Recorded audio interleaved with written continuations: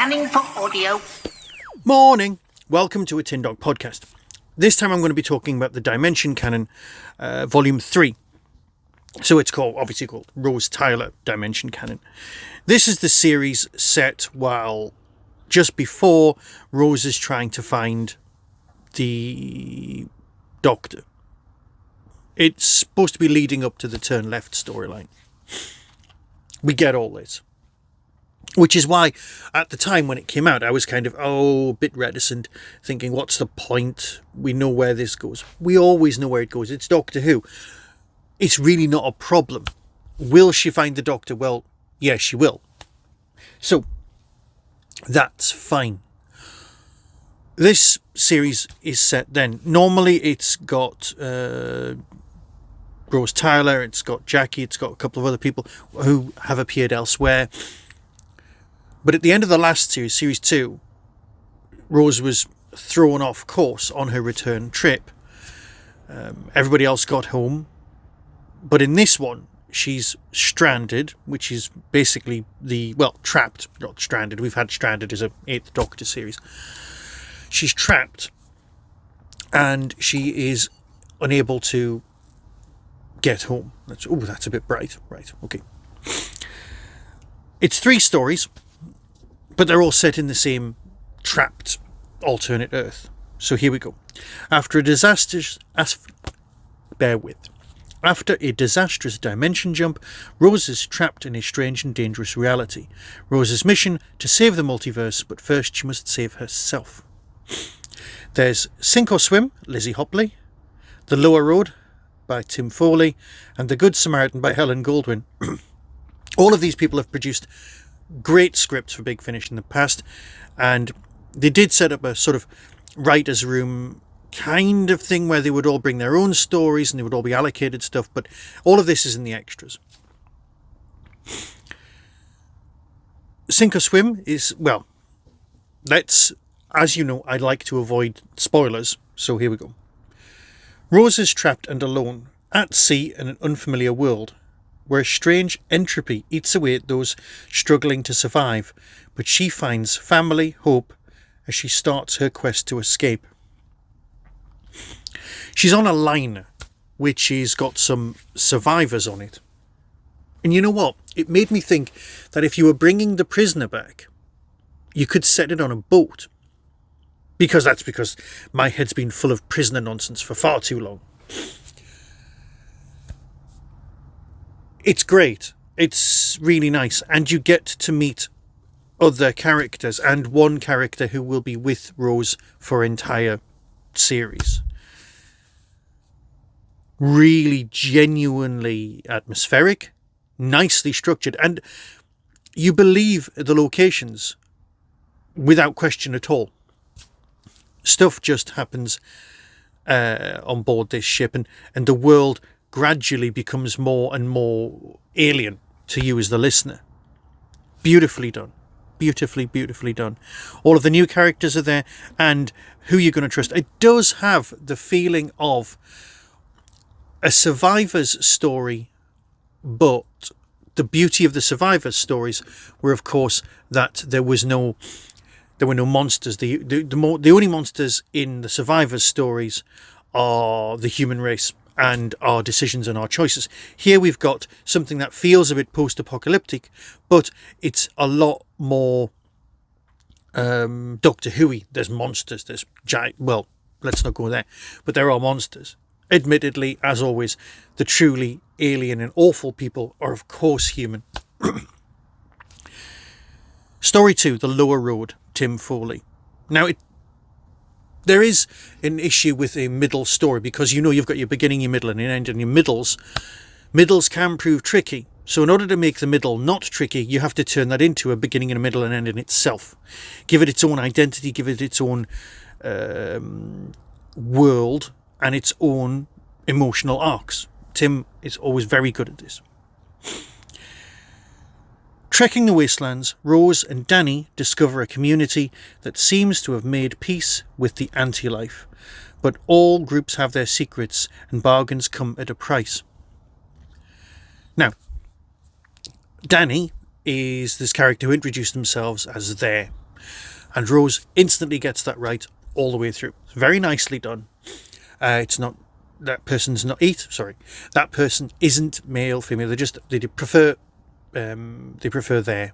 And Rose just goes with it. Few other characters refer to this person as she in passing, but that's because that's what strangers do.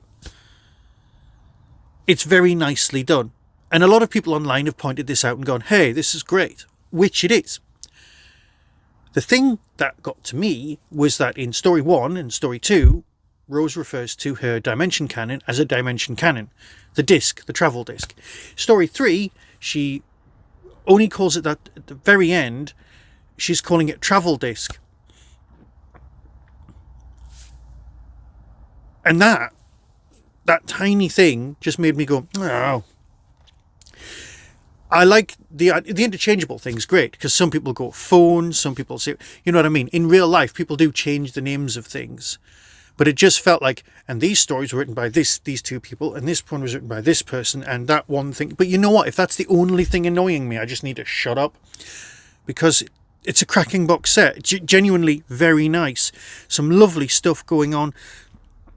The Business with the Two Towers does have a whole happiness patrol feel to it. And who's in the right? There's a whole moral argument. There's a lot of moral arguments going on in the Rose box sets, and to be honest, that's what we're here for. Billie Piper's performance was always good. It was always much better than you expected it to be. And let's face it, we were there in 2004 going, really? Okay, well, somebody must know what they're doing. And then we saw the series and they did know what they were doing. The last story, The Good Samaritan by Helen Goldwyn. Let's read the synopsis and then I'll talk about it. It's very good, Helen, don't worry. Trying to repair her dimension cannon, Rose seeks out the last haven of technology on Earth, but the utopia of the Dome hides a separate situation. A storm of anti-life is closing in. Obviously, finding out what the anti-life is could have been a larger part of this story for me, and it's called The Good Samaritan because of the societal structure that they've gone into, but there's so much to cover, so much ground to fill in, where we're finding out who the anti-life are, what they actually want, who the psychics are, what the connection between the whole thing is, and the world of the Dome. Something's got to give. And because it's still called The Good Samaritan, you're kind of sat there going, oh yeah, it's called that for that reason. But there was so much other stuff that needed to be dealt with that the society itself did feel like it was suffering, which would have been fine, but the actual story is called The Good Samaritan, which is how the society works. Perhaps a different name. And then going back, because Helen's always got some cracking concepts that she puts at the core. The holographic people being altered by society in order to give different news messages was one that was used as a jumping on point for earlier stories, that kind of thing. You see, I do remember these things. In saying that, you've got, obviously, a universe, a world that's been changed. Now, normally, the Doctor gives some sort of techno-babbly explanation. There isn't a character around to do that, so you have to buy into what's being said by the other characters around and then more work it out for yourself. And let's face it, as Hitchcock said, they'd rather be confused as an audience than bored. And confused is fine, because you're still sitting there going, is that... Oh yeah, I get it now. Yeah, and it will come to you, and that's fine. So, a great box set. I think I'd like some more Clive next time, and I do want there to be another box set. But of course, we're moving further and further towards the end. So this does have a finite space. I wouldn't be surprised if box set 4 was the end. And to be honest, I wouldn't be surprised if this was also the end, because it also makes a lot of sense.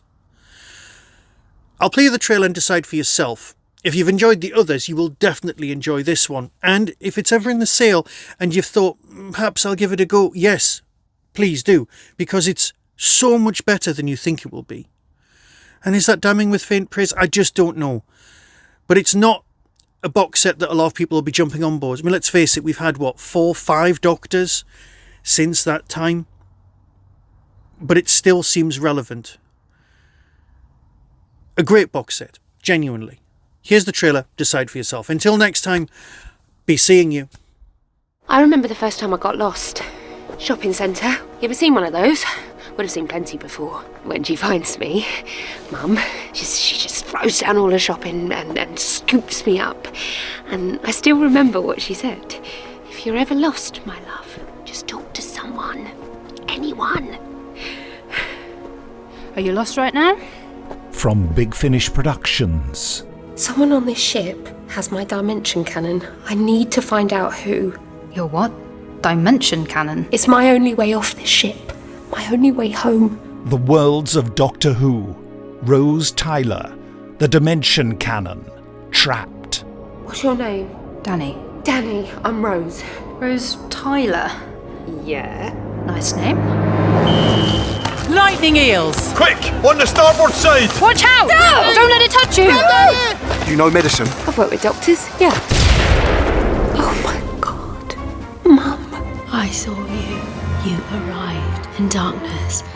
Oh, what's wrong? What's happening? They're coming now. On the water. Too late. Arrow fire! It's an ambush! Run! What's that? I don't know. The whole earth. Just the ground. How are you still alive? Ask myself that every day. Big Finish. For the love of stories. What's that? Way over there? The far edge of creation? Yeah. It's what you've been looking for. Your friend. The Doctor.